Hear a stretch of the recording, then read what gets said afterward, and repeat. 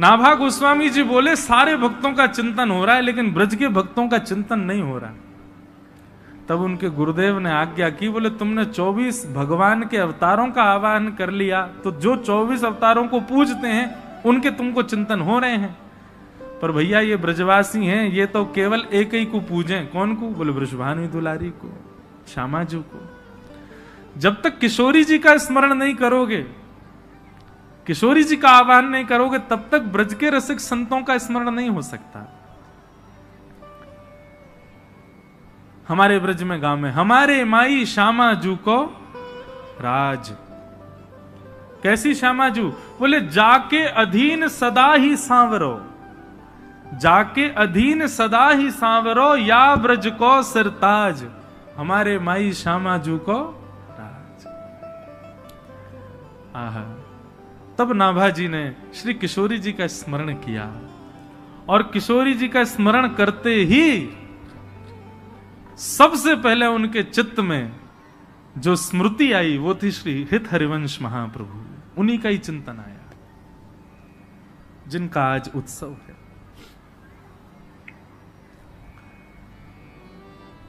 और श्री नाभा जी ने महाप्रभु जी का चरित्र वर्णन किया। थोड़े थोड़े भाव कुछ में कह करके महाप्रभु जी को हम प्रणाम कर लें। आचार्य चरण का जन्मोत्सव है। हमारे वृंदावन के पास में बाद गांव में उनका प्रादुर्भाव हुआ। बंधुओं, जन्म से ही बालक, एक बात बहुत ध्यान से सुन, सब लोग इधर देखो, बहुत सावधानी से सुनिएगा। जन्म से ही बालक के लक्षण दिखने लग जाते हैं, कैसे होंगे? लेकिन एक बात मैं आपको स्पष्ट रूप से कह दूं, हर व्यक्ति को संसार में इसलिए भेजा गया है ताकि वो ठाकुर जी को प्राप्त कर सके। मुझे और आपको इस संसार में इसी भाव से ही भेजा गया कि हम अपने कर्मों से, हम अपने कर्तव्यों से, अपने व्यवहार स्वभाव आदि, हम सबको अधिकार है ठाकुर जी से मिलने का। पर धीरे धीरे धीरे धीरे हम संसार की माया में इतने फंस जाते हैं कि अपना मुख्य उद्देश्य भूल जाते हैं। सब पा लेते हैं लेकिन जिनको पाने के लिए आए थे वही नहीं पा पाते। इसका प्रत्यक्ष प्रमाण है, आप छोटे से बालक को देखो। आप छोटे से बालक के सामने डीजे बजा दो बहुत जोर से, क्या होगा? रो जाएगा, उसके अंदर से रुदन शुरू हो जाएगा।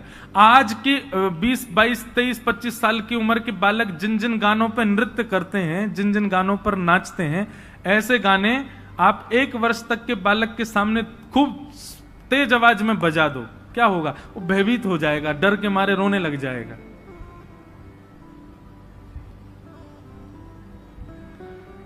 कल रात्रि में भोपाल भ्रमण पर गया था,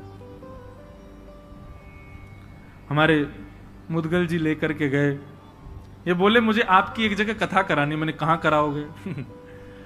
तो जो नया रेलवे स्टेशन है वहां हम रात को गए करीब 10:30, 11 बजे। आहा, वहां पे सारे जो है आजाद परिंदे घूम रहे थे। बिना जनवरी दिसंबर के भी उनके मुख से धुआं निकल रहा था। और ये मुझको कहे यहां कथा करानी है महाराज जी, और यही सब श्रोताओं के। मैंने कहा जय हो, धन्य है। और धुआंधार वहां गाने चल रहे थे, तो देख करके इच्छा हुई कि चलो करेंगे, कभी यहां भी करेंगे। तो एक बालक का स्वभाव उससे ही पता चल जाता है कि वो ठाकुर जी से मिलन के लिए ही आया है। उसके सामने आप राधा राधा राधा करके देखो, वो हंसने लगेगा, उसको किलकारी आ जाएगी, खुश हो जाएगा, प्रसन्न हो जाएगा। और हर बालक, मुझे नहीं लगता संसार का ऐसा कोई बालक होगा जो बैठना सीख जाए और कुछ समय बाद आप कुछ गाओ और वो ताली ना बजाए। उसके हाथ निश्चित करताल बजाते हैं। उसका भगवत कीर्तन सुन के प्रसन्न होना और ये करताल बजाना इस बात को प्रमाणित करता है कि वो कहीं ना कहीं ठाकुर जी से संबंध है। पर धीरे धीरे धीरे धीरे फिर संसार के व्यसन भोगों में हम उसको लगाते, और बड़े होकर के उसको कथा में बैठने में भी शर्म आने लग जाती है, उसको तिलक लगाने में भी लज्जा होने लगती है, ताल बजाने में भी उसको बहुत लज्जा का अनुभव होता है। तो ये बात प्रमाणित है, एक बालक के रूप को देख करके लगता है कि हम सबको अधिकार दिया ठाकुर जी ने कि हम उनको प्राप्त कर सकें, पर माया के कारण हम नहीं कर पाते।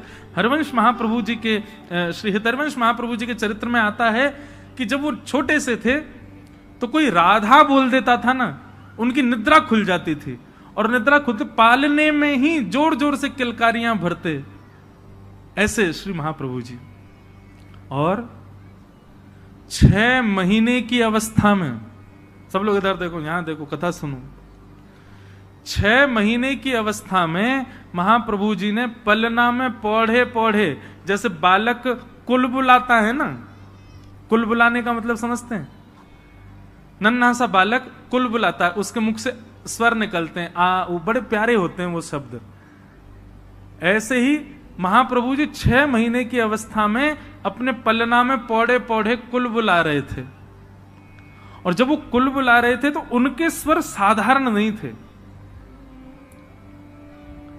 उनके महाप्रभु, हितरवंश महाप्रभु जी के ताऊ जी श्री नरसिंह आश्रय जी महाराज, नरसिंह आश्रम जी महाराज, उन्होंने जब ये स्वर सुना तो वो बोले कि ये बालक के सामान्य शब्द नहीं है, और उन्होंने ध्यान से जब शब्द सुने तो कलम लेकर के उसको लिखना प्रारंभ किया, जो स्वर बालक के 6 महीने की अवस्था में प्रकट हो रहे थे। और जब लिखते गए लिखते गए लिखते गए, अंत तो गत्वा देखा तो श्री राधा रस सुधा निधि ग्रंथ तैयार हुआ, महाप्रभु जी के 6 महीने की अवस्था के स्वर से। उसी समय वो समझ गए ये बालक सामान्य नहीं है, साधारण नहीं है। हमें लगता आज का बालक भी कुछ ऐसा ही ग्रंथ का अवलोकन बोलता होगा, लेकिन माता पिता ओ ले ले ले करके उसको शांति कर देते हैं, और उसको, क्योंकि ये बात सामान्य नहीं है। वो बालक मदालसा कहती है, शुद्धोषि मुक्तोषि निरंजनोषि संसार मायाम परिवर्जितोषि संसार मायाम परित्यज्य निद्राम मदालसा वाक्य उवाच वालम। वो बालक परम शुद्ध है, वो ठाकुर जी के समीप होके आया है अभी अभी आपके घर पर। वो ठाकुर जी के मूल रूप को जानता है, ठाकुर जी का चिंतन उसको पता है। उस समय अगर वो कोई स्वर प्रकट कर रहा है तो निश्चित है उसमें कोई वेदवाणी निश्चित होगी, पर हम लोग इतने ज्ञानी नहीं, इतने ज्ञाता नहीं, इसलिए हमको पता नहीं चल पाता।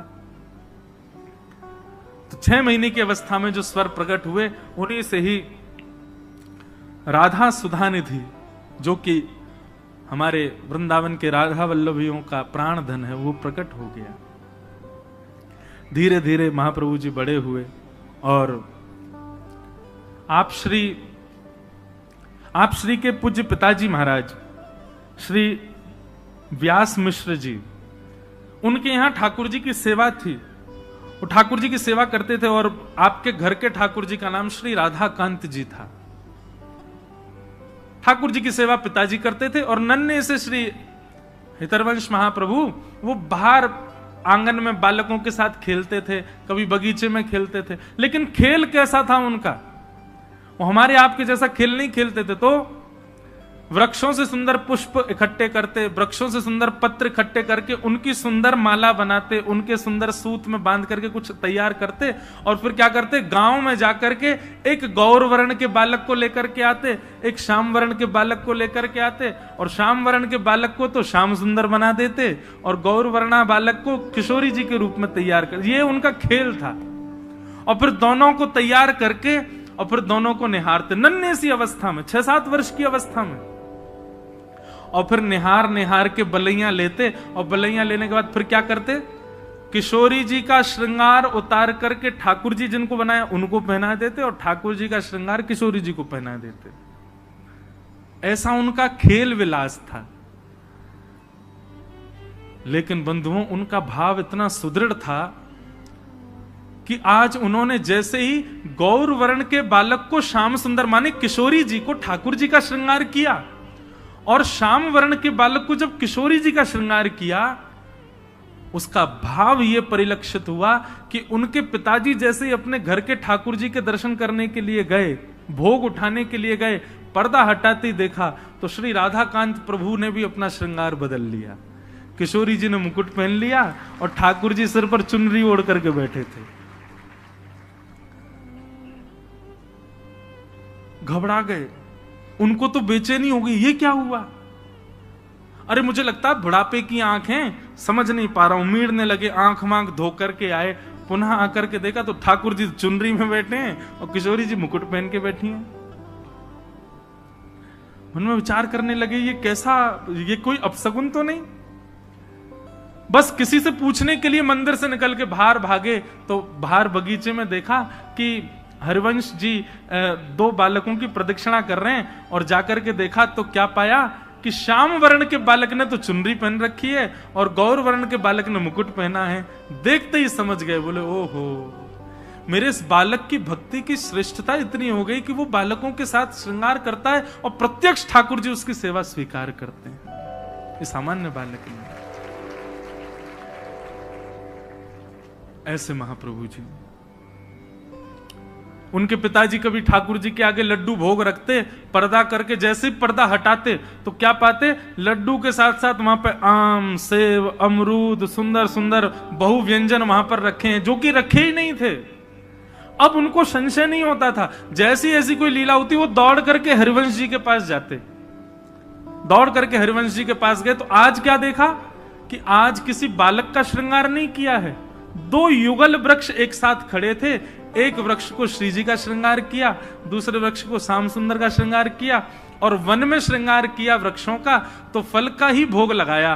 तो जो फल वहां वृक्षों के सामने रखे थे, ठीक वैसे ही फल उतने ही आकृति में कटे भय, उतने ही आकृति में अमनिया किए भय, ठीक कोई अंतर नहीं, वैसे ही फल भीतर मंदिर में ठाकुर जी के सन्मुख रखे थे। ऐसे महाप्रभु जी बाल्यकाल से ही उनके सेवा का सुख बढ़ने लगा, और चंद अवस्था में ही, कुछ बाल अवस्था ही थी, उसी समय एक दिन श्री राधा श्री राधा श्री राधा कहते कहते नृत्य कर रहे थे, और उनका वो भाव रूप देख करके हमारी वृषभानु नंदिनी जी, हमारी किशोरी जी स्वयं को रोक ना पाई और प्रकट हो गई सामने। और प्रकट होकर के श्री हित हरिवंश महाप्रभु को बाल अवस्था में किशोरी जी ने गुरु दीक्षा दी। उनकी गुरु कौन है? श्री किशोरी जी। किशोरी जी ने गुरु दीक्षा देकर के सेवा भाव समझाया, सेवा प्रणाली समझाई, आदि आदि सब भाव उनको समझाए। और एक अवस्था होने पर महाप्रभु जी अपने गांव से भ्रमण करते करते करते करते चिदयावल पहुंचे। वहां पर वही आत्मदेव ब्राह्मण जिसने महादेव से रत्न के रूप में राधा वल्लभ जी मांगे, वो आत्मदेव के यहां जाकर के दर्शन किया श्री राधा वल्लभ जी का, और राधा वल्लभ जी का दर्शन करके इतने भाव निमग्न हो गए, इतने में ही ठाकुर जी ने आत्मदेव को स्वप्न दे दिया और आत्मदेव जी से कहा, सुनो आपकी सेवा पूर्ण हो गई, हम आपसे संतुष्ट हो गए, अब एक काम कीजिए। बोले क्या? मंदिर परिसर में एक वैष्णव दर्शन कर रहे हैं हमारा हितरवंश महाप्रभु, इनसे जाकर के कहिए कि आपकी 2 पुत्रियां हैं, दोनों पुत्रियों से उनका विवाह होगा। इधर देखो भैया, यहां देखो, वो हेलीकॉप्टर मत देखो, और ये अगर चले तो कीर्तन में चले तो ज्यादा अच्छा, नहीं तो सबकी नजर इस पर ही जाए। सब लोग सावधानी से सुनो, हम क्या बता रहे थे भूल गए, कहां था मैं? हाँ, तो आत्मदेव जी को राधा वल्लभ जी ने कहा कि आप, क्योंकि हरिवंश महाप्रभु तो विरक्त होके चले गए थे वन में, अब ब्याह नहीं करना उनको, वो तो सन्यास आदि का भाव उनके अंदर आ गया था। बोले बस वन में जाएंगे, राधा राधा रटेंगे। लेकिन जैसे ही राधा वल्लभ जी के दर्शन किए आत्मदेव जी के घर पर, तो आत्मदेव जी को स्वप्न देकर के राधा वल्लभ जी ने कहा, हम तुम्हारी सेवा से बड़े प्रसन्न हैं, अब एक काम करो, द्वार पर जो ये आए हैं इनसे अपनी दोनों पुत्रियों का विवाह कर दो। वो मना करें तो उनको कहना राधा वल्लभ जी की आज्ञा है, और सुनो विवाह कर दो अपनी पुत्रियों का। तो आत्मदेव जी जो थे थोड़े संकोच में आ गए, जय जय, ब्याह करते हैं तो फिर तो दहेज देना पड़ता, बहुत सामग्री, मेरे पे कहां इतनी सामग्री। बोले एक काम कर, तू मुझे ही दे दे दहेज में उनको, मैं ही चला जाऊंगा उनके साथ, और ये सब मेरे श्रृंगार भी उन्हीं को ही दे देना, वही मेरी सेवा करेंगे। और आत्मदेव जी ने आज्ञा की, ठाकुर जी ने आज्ञा की, ऐसा कहा तो महाप्रभु जी ने स्वीकार किया दोनों पुत्रियों के साथ विवाह किया और श्री राधा वल्लभ जी को उपहार रूप में अपनी गोद में लेकर के श्री वृंदावन पधारे। और वृंदावन में मदन टेर एक स्थान है, वहां आकर के श्री राधा वल्लभ जी को विराजमान किया। कालांतर में ठाकुर जी का मंदिर निर्माण हुआ, फिर उसमें ठाकुर जी विराजमान हुए। बोलो श्री राधा वल्लभ लाल की, श्री हितरवंश महाप्रभु के, प्यारे वृंदावन धाम की। इसीलिए हम सप्तनिधि के पद में गाते हैं, आतुर हित हरिवंश पुकारो, श्री राधा राधा नाम। आतुर हित हरिवंश पुकारो, श्री राधा राधा नाम। हे आतुर हित हरिवंश पुकारो, श्री राधा राधा नाम। आतुर हित हरिवंश पुकारो, श्री राधा राधा। अब हे सघन कुंज यमुना तट आयो, सघन कुंज यमुना तट आयो। मदन टेर वृंदावन आयो, मदन टेर वृंदावन आयो। प्यारो राधा वल्लभ लाल, वृंदावन प्यारो वृंदावन, वृंदावन प्यारो वृंदावन। हे श्री वृंदावन मेरो वृंदावन, वृंदावन मेरो वृंदावन। सघन कुंज यमुना तट आयो, सघन कुंज यमुना तट आयो। प्यारो राधा वल्लभ लाल, वृंदावन मेरो वृंदावन, वृंदावन मेरो वृंदावन। हे श्री वृंदावन प्यारो वृंदावन, वृंदावन प्यारो वृंदावन। बोल राधा वल्लभ लाल की। ऐसे हमारे वृंदावन के मुकुटमणि श्री राधा वल्लभ लाल जी, जिन आचार्य चरण के द्वारा पधराए गए, जिन आचार्य चरण के द्वारा वहां पर विराजमान किए गए, ऐसे श्री हितरवंश महाप्रभु जिनका आज प्रादुर्भाव दिवस है, उन आचार्य चरणों के पावन चरण कमलों में हम इस भाव से प्रणाम करते हैं कि हे आचार्य चरण, आप हम पर कृपा करें। श्यामाजू आपकी गुरु हैं, आप श्री राधा वल्लभ लाल जी को वृंदावन में लाकर के वृंदावन की शोभा बढ़ा रहे हैं। आप कृपा करें, अनुग्रह करें, हम सब दासों के जीवन में भी श्री राधा वल्लभ जी कृपा करें। हमारे मन रूपी वृंदावन में, हमारे मन रूपी उस सघन कुंज में भी एक ना एक दिन ऐसे ही युगल स्वरूप आपकी कृपा से विराजमान हो, इस अभिलाषा से आचार्य चरणों में बारंबार प्रणाम। आज के इस मंगल दिवस के हम इसी बेला को प्रणाम करते हैं। आज तो पूरी कथा ही वृंदावन में हो गई। देखो यही है, हमारे जन्मदिन से क्या होता है, गुब्बारे फूटते हैं। हमारे जन्मदिन से क्या होता है, केक कटते हैं। हमारे जन्मदिन से क्या होता है, 4-5 लोग आकर के और तला हुआ भोजन खा के बीमार होते हैं। लेकिन आचार्य चरण का जब जन्मोत्सव होता है तो हजारों वैष्णवों के चित्त में वृंदावन प्रकट हो जाता है। हजारों वैष्णवों के चित्त में श्री राधा वल्लभ लाल जी प्रकट हो जाते हैं। एक वैष्णव भक्त का मंगल प्रादुर्भाव दिवस कितना आनंद देने वाला होता है। बंधुओं, एक बार को ठाकुर जी के उत्सव भूल जाना, पर ये रसिक जन संतों के कभी उत्सव भूला मत करो। और इन उत्सवों पे जैसे आप जन्माष्टमी, रामनवमी पर ठाकुर जी का श्रृंगार विशेष करते हो, इन उत्सवों पर भी अपने ठाकुर जी का विशेष श्रृंगार किया करो।